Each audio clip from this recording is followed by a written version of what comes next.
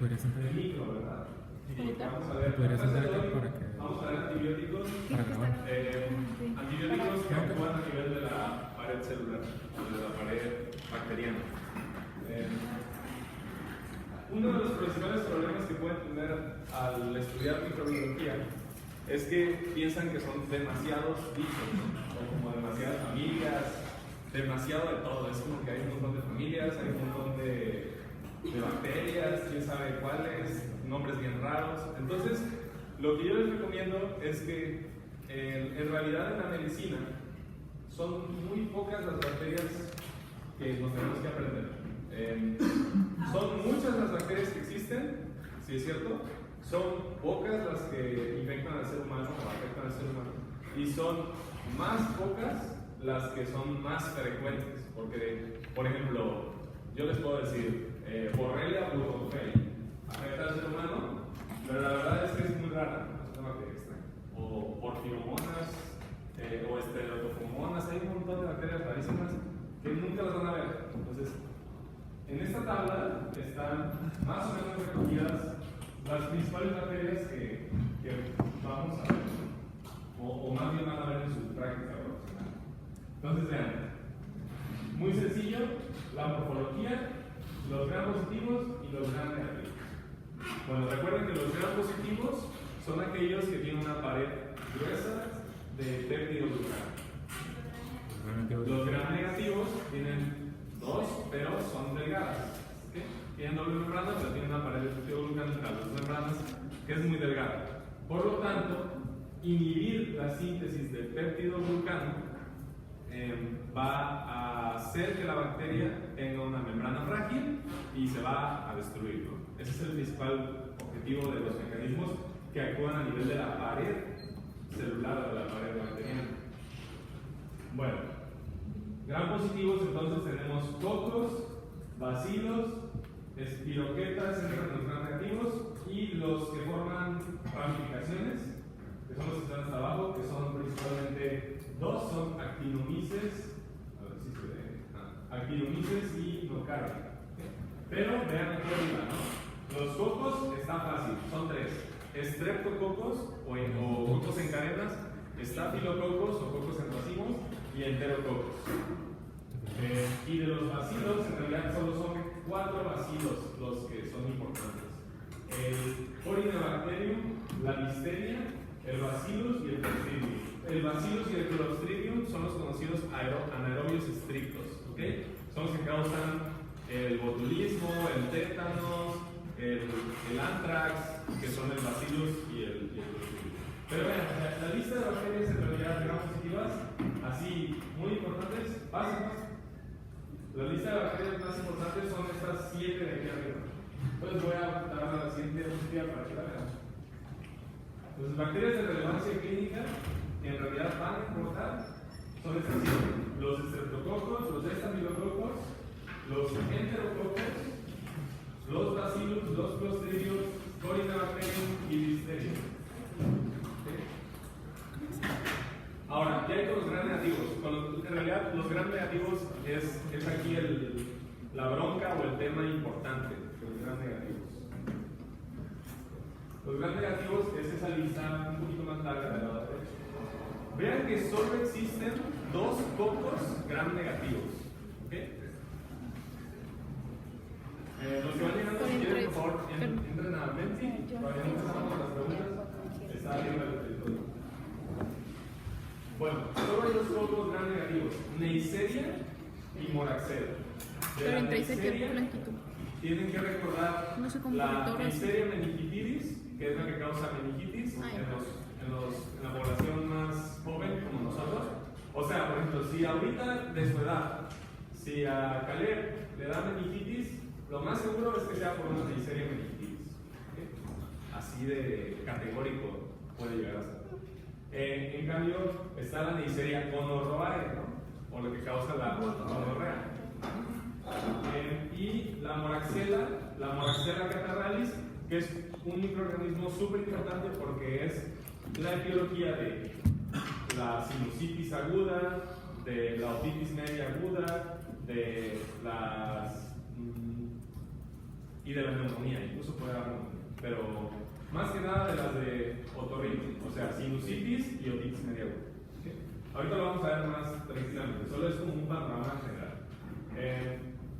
Solo 2 focos negativos, ¿ya vieron? Dice y no receta. Y bacilos gram negativos, ahí sí hay un montón. Pero están los entéricos, que los entéricos son los que causan infecciones gastrointestinales. Y aquí se vuelve un poco más sencillo, porque las infecciones gastrointestinales, pues, ¿qué manifestación clínica creen que tiene una infección gastrointestinal? Diarrea. Entonces, las diarreas bacterianas, muchas van a ser causadas por estas bacterias. E. coli, Salmonella, Shigella, Yersinia, Enterobacter, el Vibrio cholerae, o sea, es gastrointestinal el asunto. Y ya en su momento, cuando lleguen a gastro, a hernia, lo que sea, van a ver bien detenidamente cada bacteria, ¿no? Como qué características tiene. Que no es el motivo de la clase, de ahorita. Entonces, y las espiroquetas, ¿no? Que está la treponema, la borrelia y la leptospira. Que de estas espiroquetas, la que más van a ver en la vida, ¿cuál creen que sea? La treponema, ¿no? Porque la treponema causa sífilis, treponema stadium, sífilis. Y tenemos ya ahí algunas bacterias hasta abajo, que son las pleomórficas y las que no tienen pared bacteriana, como la mitoplasma o la clamidia y riqueza. Bueno, volvemos a la clase. La clase es de antibióticos o medicamentos que tienen como blanco la pared celular, en concreto el peptidoglucano, y vamos a ver estos microorganismos, ¿verdad? A lo mejor uno que otro reactivo. Bueno, aquí los casos reactivos ya lo digo. Bueno, vamos a empezar con el primer caso. Femenino de una semana. Bueno, ¿alguien puede leer un poco? Femenino de una semana, su madre realiza llamadas anteriores que la niña ha presentado el virus y con vómitos toda la mañana. Tiene una temperatura de 39 grados centígrados, recibe indicaciones de llevado al hospital. Exploración física se encuentra rigidez del útero, se le realiza función lumbar. pH. Motivos. Se inicia el tratamiento empírico a la investigación microscópica se observan vacíos gram positivos móviles. Ok. Bueno, tenemos un femenino de una semana. O sea, nació, se fue a su casa y lleva una semana en su casa. La mamá le llama al pediatra porque tuvo fiebre, está inquieta, está vomitando. ¿Okay? Entonces aquí ya deben de tener una sospecha, ¿verdad? Fiebre, vómito, inquietud. Puede ser cualquier cosa, ¿verdad? Pero en una niña así de una semana está medio raro. Entonces se le realiza la función lumbar. Y lo más importante que quiero que vean aquí es se observan bacilos gram positivos móviles.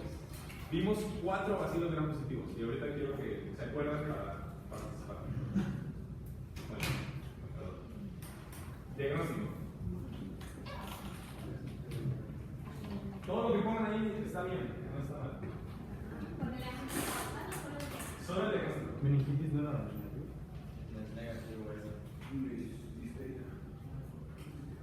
Si alguien tiene otro diagnóstico,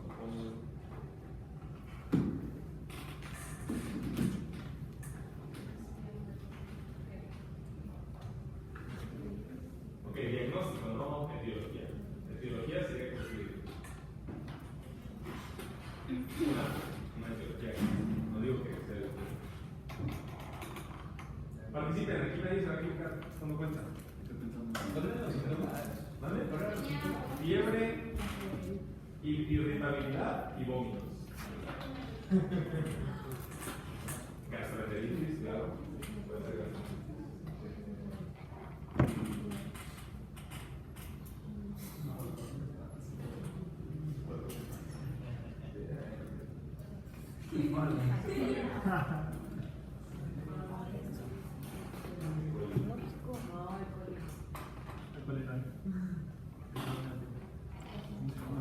Shigeliosis. ¿Shigella por qué no podría ser? ¿Shigella qué es? El gran negativo. Entonces ya vimos que la visualización es un gran positivo. Ok, listeria monocitogenes. Por ahí va.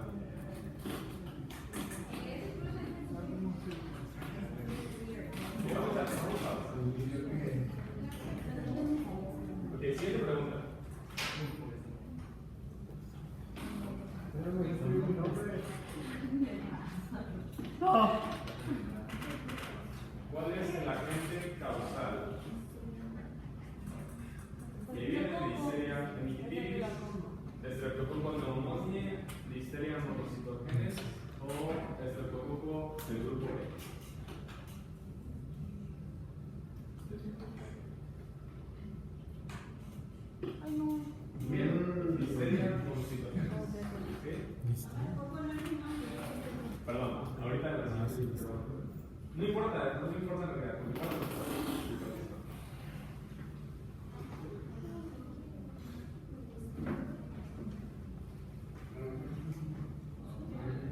Matrícula. ¿Dónde? Matrícula. Lo que quieran. Nombre de matrícula. ¿Qué puedo subir?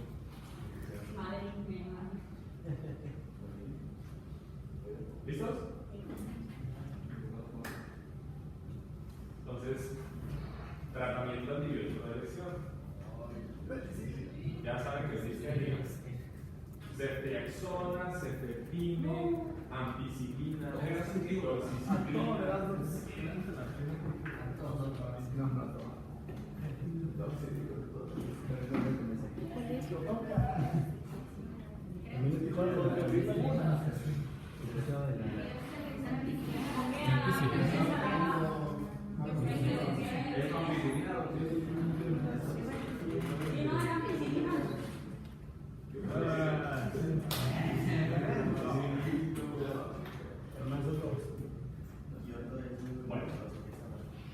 el caso clínico era una meningitis neonatal, ¿okay? Como tal. Para que de una vez, para toda la vida, un niño recién nacido de una semana con fiebre de 39 grados, que está irritable, que está vomitando, no va a ser una infección gastrointestinal, no va a ser nada. Eso es algo más. O sea, ¿por qué? Porque es una fiebre muy alta, un niño irritable no es muy común a esa edad. Podría ser una infección de vías urinarias, por eso le toma hemocultivo, líquido cefalorraquídeo y VH, ¿no? O sea, para todo. Pero es mejor para tener eso, o sea, no sea muy rebuscado. Ok. Sí, es muy común. Es común, ¿ok? ¿Qué pasa? Bueno, resulta que por el canal del parto, pues pueden adquirir algún tipo de infección neonatal. Por eso que se le conoce como meningitis neonatal, porque el niño nace y a pesar de que esté muy joven, se infecta por el canal del parto. Hay dos agentes más comunes de meningitis neonatal, recuérdenlo siempre. Uno es la listeria monocitogenes y el otro es el estreptococo del grupo B o estreptococo saprophyticus, se llamaba antes. Entonces, esos dos son los agentes más comunes de meningitis neonatal. Pero recuerden que vimos cocos gram positivos, bacilos gram positivos. Entonces, ya dijimos, bacilo gram positivo, listeria. ¿Qué otro bacilo gram positivo hay? Clostridium. No puede ser. Bacillus tampoco puede ser. Corynebacterium tampoco puede ser. Y solo son esos 4 bacilos gram positivos. ¿Okay? Entonces, beta-lactámicos es la familia de antibióticos que van a actuar a nivel de la pared bacteriana. Y tenemos esas 5 familias de los beta-lactámicos: las penicilinas, los inhibidores de beta-lactamasa, las cefalosporinas, los monolactámicos y los carbapenemeros. ¿Ok? Entonces, siguiente pregunta. ¿La ampicilina es una penicilina natural o es una penicilina de amplio espectro? Bueno, la mayoría ya lo contestó. Es una penicilina de amplio espectro. Bueno, ¿qué significa esto? ¿Qué es esto de penicilina natural?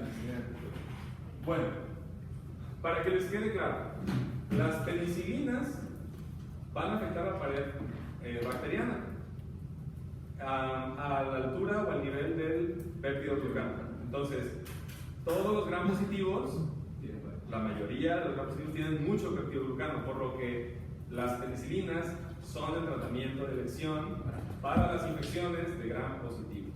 Grábenselo siempre, ¿ok? ¿Qué es un estreptococo biógenes que le infectó la garganta? ¿Tratamiento? Penicilina. ¿Qué es una celulitis por un estafilococo? ¿Tratamiento? Penicilinas. Ojo, estoy diciendo penicilinas como familia, no estoy hablando de un medicamento, ¿ok? Ahora, ¿qué medicamento voy a usar o qué antibiótico voy a usar para esa bacteria? Aquí está, ¿ok? Penicilinas naturales, penicilinas antiestafilocócicas y penicilinas de amplio espectro. Bueno, resulta que las penicilinas naturales tienen actividad contra cocos gram positivos, o sea, casi que están hechas para los cocos gram positivos, o sea, estreptococos, como el estreptococo piógenes, como el estreptococo pneumoniae, como ¿qué otro? Ahí se me acaba. Estreptococo piógenes y estreptococo pneumoniae. ¿Por qué el estafilococo aureus no? ¿Okay? Resistente a penicilina. Porque no es resistente a la penicilina. Vean ahí, penicilina antiestafilocócica, oxacilina, cloxacilina, nafcilina y dicloxacilina. Dicloxacilina es la única que hay en México, así que olvídense de todas, acuérdense de esta. Dicloxacilina. Esa es la única penicilina antiestafilocócica en México. Así que si hay una celulitis, o sea, es una infección de la piel, la etiología más común es de sopas, estreptococo piógenes o estafilococo dorado o aureus. ¿Okay? Y esos dos pueden ser manejados con penicilinas, pero como hay una probabilidad de que sea un estafilococo aureus, yo ya no le puedo dar esto, exacto, ya le tengo que dar dicloxacilina. Doxiciclina es otra cosa. Dicloxacilina. ¿Okay? Entonces, dice, aquí viene una notita, ¿no? Si la cepa de Staphylococcus aureus es sensible a meticilina, entonces iniciamos tratamiento con dicloxacilina. ¿Qué quiere decir esto? Bueno, toda infección de Staphylococcus aureus que la adquiera el paciente donde ande, en su casa, en el campo de fútbol, que se cayó y se le infectó la herida, donde ande, va a ser sensible a meticilina. Entonces la pregunta es, doctor, ¿cuáles son los Staphylococcus aureus que son resistentes a meticilina? ¿Dónde creen que los agarra el paciente? En el hospital. En el hospital, muy bien. Entonces, todo paciente que en el hospital se infecta con Staphylococcus aureus no le van a dar dicloxacilina porque resisten. ¿Okay? Y ahí ahorita vamos a ver qué le podemos dar. Bueno, ¿qué hay de las penicilinas de amplio espectro? Bueno, las penicilinas de amplio espectro resulta que tienen un poco de cobertura contra gram negativos. ¿Sí? Por eso es que se les conoce la espectro amplio. Para que se las memoricen son tres principales: ampicilina, amoxicilina y tetracilina. ¿Okay? Entonces, la ampicilina es intravenosa. ¿Okay? Es intravenosa. No se da vía oral, la ampicilina. O intramuscular, también se puede inyectar. Y la amoxicilina es vía oral. ¿Okay? Y la hipertazo es intravenosa también. ¿Okay? Entonces, la amoxicilina es una alternativa muy buena para darle a un paciente un tratamiento a base de un antibiótico de penicilina por vía oral. ¿Okay? O sea, si es un niño chiquito que tiene, bueno, vamos a hablar de un niño de 4 años, que tiene una infección de una faringomicalitis bacteriana por estreptococo piógenes, y le dices al niño, oye, ¿quieres que te inyecte o quieres que te lo haya tomado? ¿O qué les va a decir el niño? Tomado, ¿verdad? La mayoría va a decir tomado. Hay algunos niños que son muy valientes y que les van a decir, no, que inyecta porque ya estoy harto de estar enfermo. Entonces, pues inyecta. Entonces, hay dos, ¿no? Penicilina gelsalinita, que es la que está ahí arriba, que es intramuscular. Esta penicilina B, que es vía oral, en México no existe. ¿Sí? Entonces, está la amoxicilina, que es una penicilina amplio espectro. Bueno, ¿qué ejemplo podemos dar de un uso de una penicilina de amplio espectro para una infección por un gram negativo? Fácil. Las embarazadas con una IBU. ¿Okay? Una embarazada que tiene infección de vías urinarias. Ustedes saben que la gente más común de vías urinarias de infección, ¿cuál es? E. coli. Y E. coli es gram negativo. Entonces dicen, doctor, pero es gram negativo, no les puedo dar penicilinas. Bueno, por eso es que se llaman de amplio espectro. ¿Okay? Porque sí le pegan a los gram negativos. ¿Okay? Le van a dar amoxicilina. Ese es el tratamiento de la IBU en la embarazada. Amoxicilina. Y dicen, ¿por qué? ¿Pero por qué, doctor? ¿Por qué no le podemos dar ciprofloxacino, que es para gram negativos? Pues porque va a afectar al bebé. El ciprofloxacino está contraindicado en el embarazo. Entonces, por eso quedamos. No es el mejor tratamiento, pero lo cubre. Muy bien. A eso queremos referirnos con el amplio espectro. Bueno, ¿y qué son los inhibidores de beta-lactamasa? Bueno, resulta que ya las bacterias desarrollan mecanismos de resistencia. Entonces, ¿qué es resistencia? Cuando el antibiótico, por las propiedades inherentes de la bacteria, ya no funciona, ya no hace su efecto. Entonces, ¿qué hacemos? Bueno, lo asociamos. le ponemos algo más. Bueno, las beta-lactamasas, ¿qué se les ocurre que hagan las beta-lactamasas? Pues rompen los anillos beta-lactámicos. Bueno, resulta que la penicilina, la molécula de la penicilina, es un anillo beta-lactámico. La bacteria produce una beta-lactamasa que lo que hace es romper la penicilina y pues ya no funciona. Entonces, damos un inhibidor de la beta-lactamasa para que la penicilina siga manteniendo su estructura molecular. ¿Okay? De esos hay 3, pero para que se los aprendan, bueno, los 3 se usan, pero diferentes. Por ejemplo, el ácido clavulánico siempre hace equipo con la amoxicilina con ácido clavulánico. Ese es el compuesto. La piperacilina hace equipo con el tazobactam. ¿Y alguien sabe cuál hace equipo con el surlactam? Ampicilina. La ampicilina hace equipo con el surlactam. ¿Okay? No van a encontrarlos solos en el mercado. O sea, no van a encontrar el ácido clavulánico solo, no van a encontrar el tazobactam solo. Siempre lo van a encontrar en compuesto. Ahí viene abajo. Yo pregunto. Bueno, ¿Qué pasa si se usan solas? como es un ayudante al antibiótico, pues haz de cuenta que vas a inhibir la beta-lactamasa, pero al final de cuentas, ¿quién se te destruye la pared celular? La penicilina. Entonces, por eso es que no va a funcionar, no va a hacer nada. Entonces, es como si le dieras una espadita a la moxi para que se defienda, ¿no? Pero la pura espadita no va a hacer nada.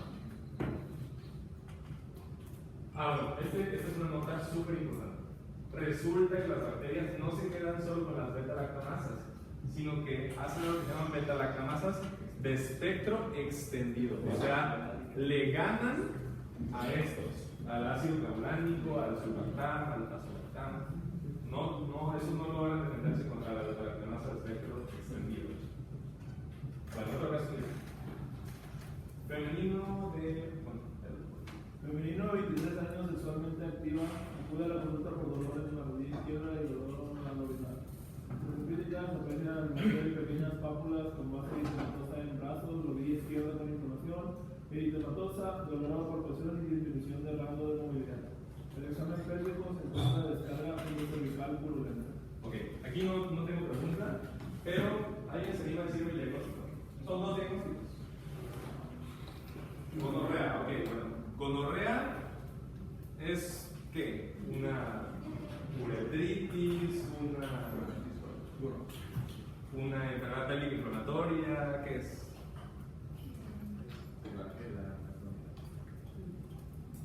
O sea, gonorrea está súper bien. O sea, es el diagnóstico, es el agente etiológico. Pero ¿cuál es el diagnóstico de esta paciente? Puede ser una uretritis porque tiene ¿qué? Dolor abdominal, ¿no? O sea que está afectada la uretra. Entonces puede ser una uretritis. ¿Por qué no puede ser sífilis? Ok, ¿por qué no podría ser sífilis? Ahí está, la característica que dijo el doctor es importante. La gonorrea causa pus. Al examen clínico se encuentra descarga endocervical purulenta. Eso canta que es gonorrea. ¿Okay? Entonces es una enfermedad pélvica inflamatoria, también se le llama así en mujeres, EPI, enfermedad pélvica inflamatoria. Pero no se les está pasando un diagnóstico. ¿Cuál? ¿Qué hay del dolor de la rodilla? ¿Cómo se llama eso? Artritis. Artritis, y en este caso sería artritis séptica, ¿okay? O artritis gonocócica. Entonces son 3 cosas. Todo este conjunto de cosas se le llama gonorrea diseminada. O sea, está afectando la uretra, está afectando el cervix o el útero y está afectando las articulaciones. Entonces es una gonorrea diseminada o infección gonocócica diseminada. Ahora vamos a ver las cefalosporinas. Bueno, las cefalosporinas, hay 5 generaciones de cefalosporinas ya, pero aquí en México solo llegamos hasta la 4ª. Las cefalosporinas son de la familia de las penicilinas, pero tienen una característica muy padre, que es que aparte de que matan gram positivos, también matan gram negativos. Y son nuestro carro de batalla para los gram negativos. O sea, casi todos los gram negativos pueden ser destruidos por cefalosporinas. Pero resulta que como se fueron creando, les estoy llamando de primera generación, de segunda generación, y esto es lo que a veces se puede llegar a volver un poco complicado. Y a decir verdad, se olvida, o sea, es como que, ay, Las de tercera están bien fáciles porque son las que todo el mundo usa. Ceftriaxona, ceftazidima y cefotaxima. Pero la primera y segunda son las que son más complicadas de recordar. Pero bueno, ¿por qué se dividen en primera, segunda, tercera y cuarta generación? ¿Mande? Tiene que ver con la barrera metasofónica, pero ¿qué hace que sea primera, segunda, tercera? El amplio, el espectro de cuántos microorganismos. Ok, el espectro. Si tú te vas para arriba, ¿qué matas? Todo. Gram negativos. Si te vas para abajo, gram positivos. Esa es la característica. Las de primera generación, entonces cubren muy bien a los gram positivos. Muy bien. Y no penetran en el sistema nervioso central. ¿Ok? ¿Cuáles son? Cefalexina, cefaloxil, cefalotina. La verdad, los que yo he visto son la cefazolina y la cefalexina. La cefalotina casi no hay, pero estos dos son los que más hay. Miren, yo me los aprendo, los de primera generación. ¿Cuál es la primera letra del abecedario? Entonces todos son cefalexina, cefaloxil, cefazolina, cefalotina. Entonces así es como aprenden. Y aquí hay algo de negritas, ¿no? No actividad contra gram negativo. Bueno, ¿qué es lo de segunda? También hay uno con A, que es el cefaclor, pero el cefaclor ni existe, así que ni lo van a ver. Entonces, pero sí la cefuroxima y la cefoxima. Y si se dan cuenta, ya no son con la A, son con la O y con la U. Cefuroxima y cefoxima. Cefotetan también. Estos ya tienen actividad contra gram negativos y se pueden utilizar siempre y cuando no tengan beta-lactamasas de espectro extendido. Bueno, ¿se acuerdan que hace un rato dijimos que hay microorganismos que producen beta-lactamasas de espectro extendido? O sea, que no les puede afectar ni el ácido clavulánico, ni el azobactam, ni el sulbactam. Entonces, a esas bacterias, estas cefalosolinas no les sirven. ¿Saben cuál es el uso más importante de estas? De hecho, estas casi que ni se usan para tratar nada. El uso que se utiliza de estas son como medida profiláctica de cirugías. Un paciente que va a entrar a una cirugía, siempre le van a poner una cefalosporina de segunda generación. Es como la profilaxis. O sea, es para que el paciente no se disminuya el riesgo de infección durante la cirugía y después de la cirugía. ¿Okay? Y la que más se utiliza es la cefuroxima IV o la cefoximina IV. O sea, aquí, de esto en realidad no hay mucho que entender. Porque mira, no se usan estas cefalosporinas en infecciones graves, o sea, ni neumonía, ni meningitis, ni nada. Y luego vienen las más famosas, las que todos los doctores de la farmacia dan: la ceftriaxona, la ceftazidima y la cefotaxima. Recuerden estas tres de arriba, por favor. Estas tres, que nunca se les olviden. Bueno, resulta que estas son las de elección en infecciones graves. ¿Ok? Meningitis en pacientes adultos o jóvenes adultos, ceftriaxona. Esa es mi carta de batalla. Neumonía moderada o severa, ceftriaxona. ¿Ok? Una pielonefritis, o sea, una infección de vías urinarias que subió a los riñones, ceftriaxona. ¿Okay? Faringoamigdalitis bacteriana, no, eso es justo lo que no. Son graves, ¿ok? Infecciones graves. Si ustedes dan este medicamento en una infección leve, ¿qué van a hacer? Ok, lo van a matar. Va a ser resistente. Va a ser resistente. Pero ¿qué llegará a suceder si ese microorganismo no lo matas? Se hace resistente. Exacto, y el siguiente escalón ya no es uno de esa familia, ya es subir algo más. Y eso involucra que hospitalices al paciente solo con el hecho de que se lo tienen que inyectar. Y ahí está el paciente, o sea, de que viene estable y en el hospital, pero que lo tienen que estar inyectando medicamentos. Entonces es un problema. Entonces, recuérdenlo siempre, antes de prescribir ceftriaxona, cuando ya lo hagan, pregúntense por qué le estoy prescribiendo ceftriaxona, qué indicación tiene de ceftriaxona. ¿Okay? Yo les puedo decir que el 90% de las infecciones que van a haber en un consultorio se pueden tratar sin ceftriaxona. Se pueden tratar con amoxi, con cipro, con varios medicamentos que no necesitan hacer esto. ¿Okay? Y a veces el paciente lo presiona, doctor, pero es que a mí no me funcionan, yo necesito que me inyecte. Bueno, pues inyectan penicilina. Si quieren que lo inyecten penicilina, pero no ceftriaxona. ¿Puedes duda?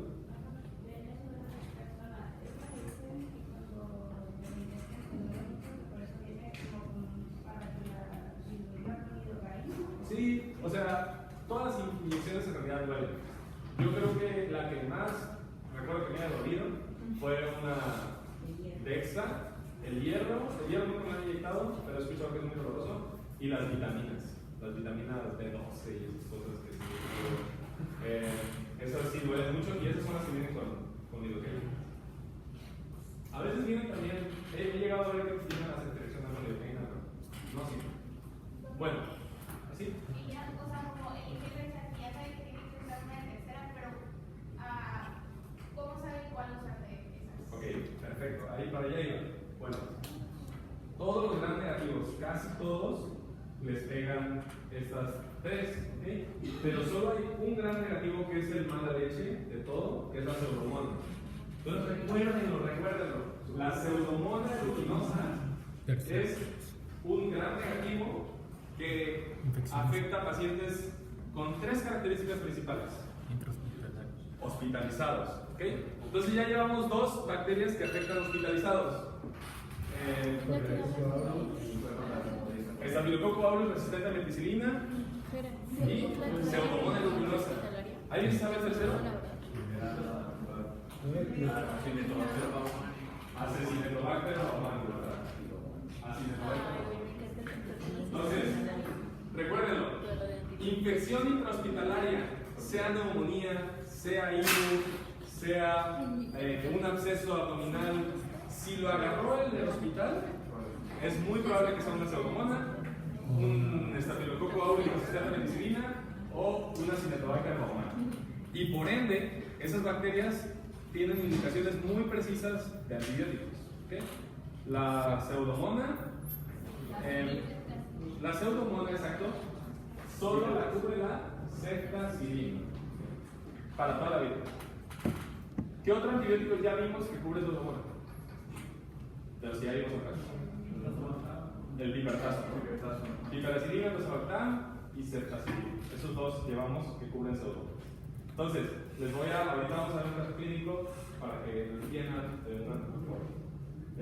La cefote y la sepsia cubren meningitis por neisseria, cubren el streptococcus pneumoniae, el Haemophilus influenzae, cubren casi todo, la E. coli. Ahora, ¿qué hay de la infección de vías urinarias? Bueno, la infección de vías urinarias, la primera línea de una IBU, o sea, vamos a decirlo así, está en la consulta de base en el hospital de Carlota, llega una universitaria porque trae malestar al orinar, como trae ardor, eso es una IBU, ¿ok? No le van a dejar caer la ceftriaxona, es otro medicamento que ahorita vamos a ver. ¿Cómo diferencia entre la meningitis o Ok, es lo que iba, justo lo que iba a decir. Tienes esas tres cosas, dices, es una IBU. Bueno, muy diferente sería que la paciente venga con fiebre, con dolor lumbar y con los síntomas agregados. Y ya dije, no, ardor al orinar, molestias, o lecturia, tienes una cosa, ¿no? Eso ya es una fiebre, la fiebre. Fiebre y dolor en el lumbar o Giordano positivo, eso te da una fiebre. No es muy importante que lo sepan ahorita porque lo van a ver mejor después, pero sí para el tratamiento, porque la IBU baja es, el tratamiento, se los voy a adelantar un poquito, es nitrofurantoína o fosfomicina, ¿okay? Pero la IBU alta ya entra la ceftriaxona. ¿Okay? ¿Cómo actúan? Se me está viendo un poco, porque es importante que lo sepan, ¿cómo actúan estas cefalosporinas? ¿Cuál es su mecanismo de acción? Sí, o sea, afectan a nivel de la pared, pero ¿cómo actúan? Bueno, inhiben a las proteínas fijadoras de penicilina, PPPC. O sea, esas proteínas lo que hacen es construir el peptidoglucano. Hagan de cuenta que el péptido un carbohidrato y una proteína. Entonces, la proteína fijadora de proteínas lo que hace es conectar. Entonces, justo eso es lo que digo. Y bueno, si no tienen pareja, ¿qué les das? ¿Verdad? Es lo del riego, ¿no? ¿Verdad? Bueno, aquí, ahora sí, volvamos un poco al caso clínico. Dijimos que era una gonorrea diseminada, ¿no? Entonces, ¿cuál es el tratamiento? Con confianza, ceftriaxona. Ceftriaxona a 250 miligramos intramuscular, dosis única. Listo.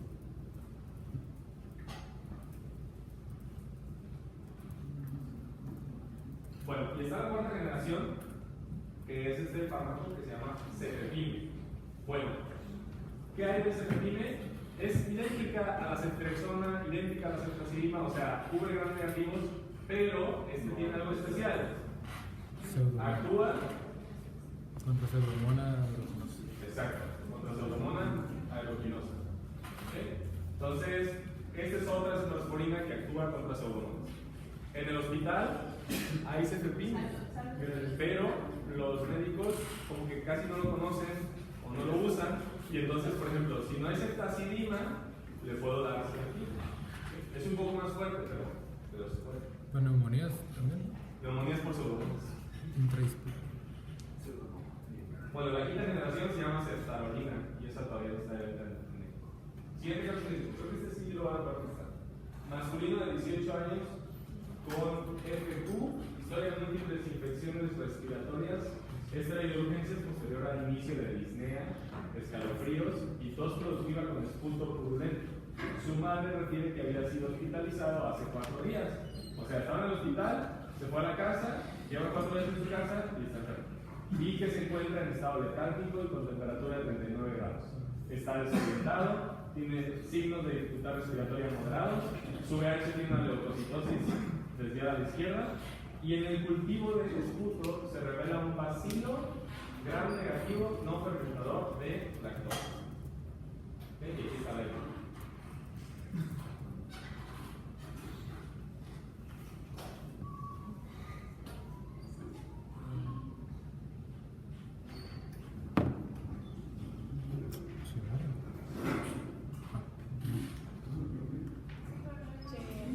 ¿Salió uno?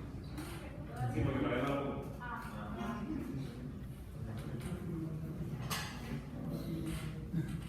Bueno, ¿cuál es el agente etiológico? Les recuerdo, el bacilo gram negativo no fermentador de lactosa.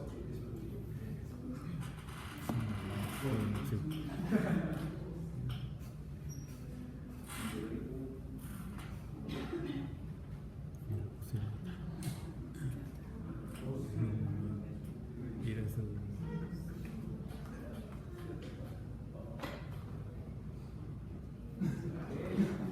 Ok. Vean. E. coli es gram positivo, gram negativo. Negativo. Gram negativo. Pseudomonas es gram positivo, gram negativo. Negativo. Gran negativo. Ok, gran negativo. Streptococcus pneumoniae es gran positivo, gran negativo.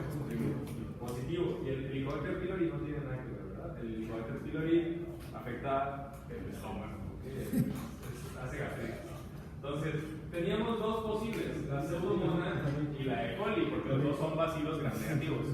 Pero el que es no fermentador de lactosa es la pseudomonas. La E. coli sí fermenta lactosa. Entonces, está un poquito complicado, pero ¿qué indicios en el caso clínico te dicen que es este microorganismo? Es pluriveloso, también exacto, muy bien. ¿Cuántos días tenía que salir del hospital? 4 días, hace nada se del hospital. O sea, lo más seguro,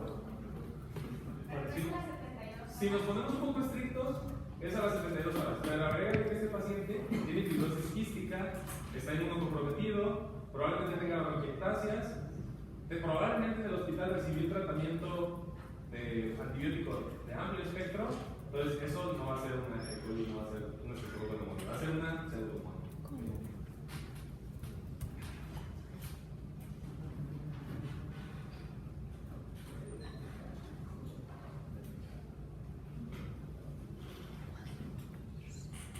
Bueno, Entonces, ya sabemos que es una pseudomonas, ¿cuál es el tratamiento más adecuado?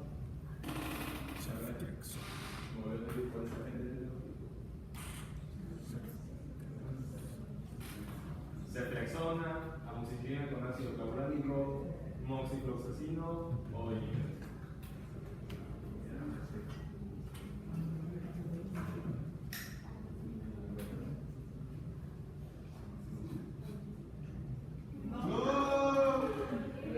No manches. Chicos, ¿qué dijimos hace un momento? Que la ceftriaxona no mata las pseudomonas, solo la ceftazidina. ¿Ok? Y la amoxicilina tampoco. ¿Cuál penicilina de amplio espectro sí le pega a las pseudomonas? La hiperacilina. Y el moxifloxacino podría ser, pero ni siquiera lo hemos visto. O sea, no decía porque estamos con el imipenem, ¿ok? ¿Por qué? Porque justo vamos a hablar de los carbapenémicos. ¿Cuáles son los carbapenémicos? Bueno, los carbapenémicos también pertenecen a la familia de las cefalosporinas. Y si la amoxicilina es una pistola automática, si la ceftriaxona es una metralleta, el carbapenémico es una bazooka. ¿Okay? Este ya es el top de lo top. Hablando de las penicilinas. Son estas cuatro: cloripenem, ertapenem, imipenem, meropenem. ¿Ok? Son activos contra gram positivos, gram negativos, incluyendo pseudomonas elucumens. Bueno, todos cubren pseudomonas, sea imipenem, sea meropenem, sea lo que sea. ¿Ok? El imipenem en algún momento, ahorita ya se quitó un poco ese rumor, se asociaba a convulsiones y por lo tanto se prefería el meropenem. Pero ya la verdad es que no, o sea, ambos pueden darse sin problemas. Y estos fármacos resisten a las beta-lactamasas de espectro extendido, pero no a las metal o beta-lactamasas. ¿Cómo? O sea, ¿hay algo más potente que las beta-lactamasas? Sí, las metal, ¿ok? Y si un microorganismo es resistente a metal o beta-lactamasas, vayan preparando el ataúd, ¿ok? O sea, ya eso es muy difícil de hacer. Y lo más probable es que vaya a tener que ser un antibiótico que ni siquiera van a ver en el curso. O sea, ya es un antibiótico muy avanzado. Ya eso lo maneja el director. Por lo tanto, es raro, obviamente es raro. Y casi todas las leen los carbapenémicos de Kuhler. ¿Qué microorganismos son ble? Ahí está. Hay pseudomonas que son ble, pero no todas. No todas las pseudomonas son ble. La verdad, la mayoría de las pseudomonas, la ceftazidima le pega, el cipertazo le pega. Pero, ¿qué microorganismos son ble? El AUS es penicilina resistente, ¿okay? Entonces no es ble. Les voy a dar una pista. Se adquiere en el hospital. Exacto, el Acinetobacter, ¿ok? Un paciente con Acinetobacter de una vez de primera línea, ¿qué va a llevar? Carbapenem, ¿ok? O sea, imipenem, ertapenem, lo que sea, mero. Ok, ¿qué pasa si yo a un paciente, por ejemplo, tenía una infección grave, una neumonía, tenía un absceso abdominal, tenía una peritonitis bacteriana, le di un tratamiento con ceftriaxona por 7 días y no mejoró? Bueno, lo más seguro es que esa bacteria se abre. ¿Por qué? Porque la ceftriaxona ya es como el top, ¿no? O lo más alto de las cefalosporinas. Entonces, como tiene ble, voy a tener que ir a imipenem. ¿Okay?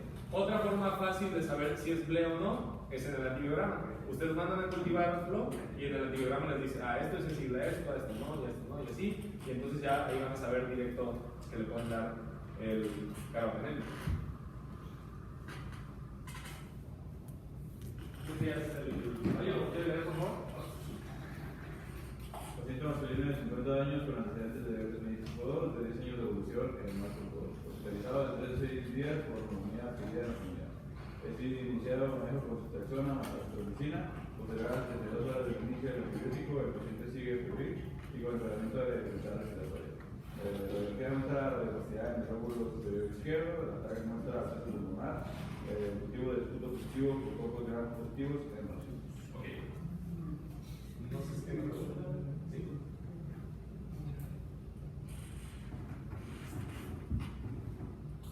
Tratamiento de lesión. Recuerden, estafilococos en racimos. Okay. Todavía queda tiempo.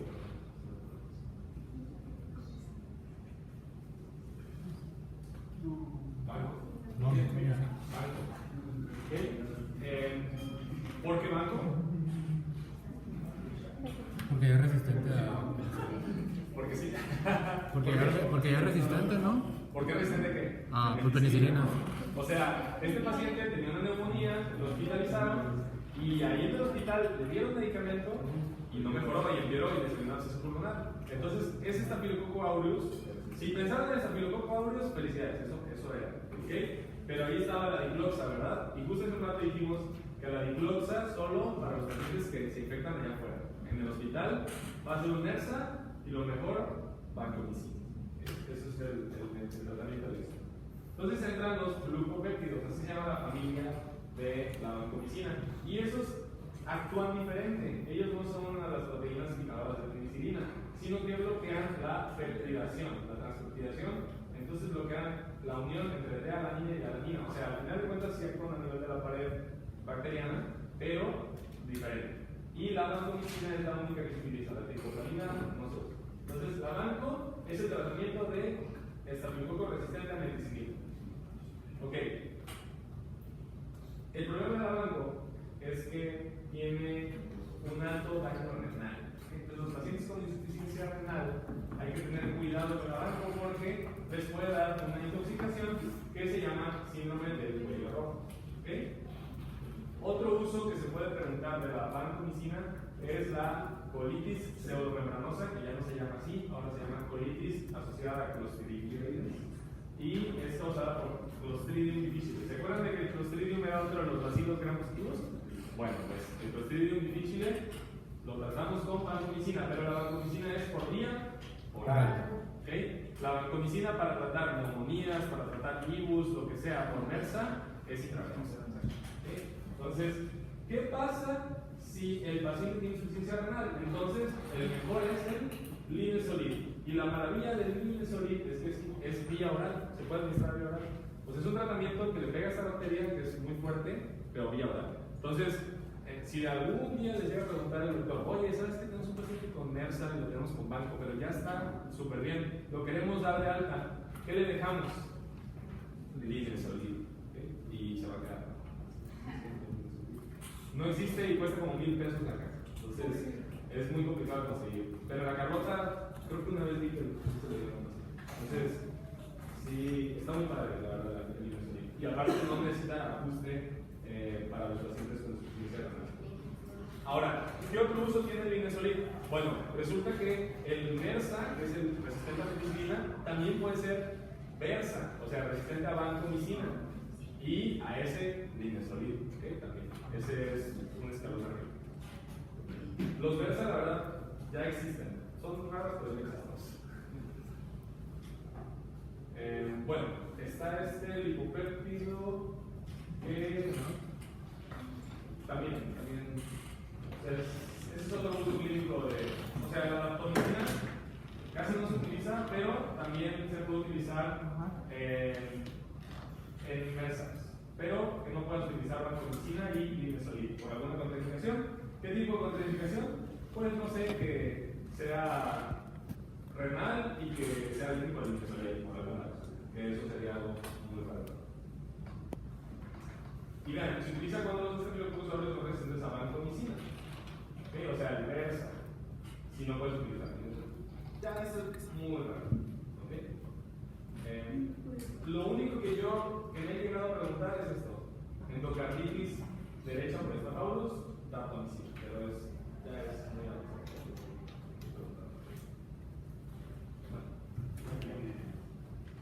¿Preguntas? ¿Todo bien? Habías dicho Carbapenem, ¿no? Que se daba a los al Baumani, que era productor de Bled. O sea, también la neumonía es productora de Bled, ¿no? No, casi no. El estreptococo neumonía, la verdad, responde muy bien a ceftriaxona y a ceftazidima y a lo que sea.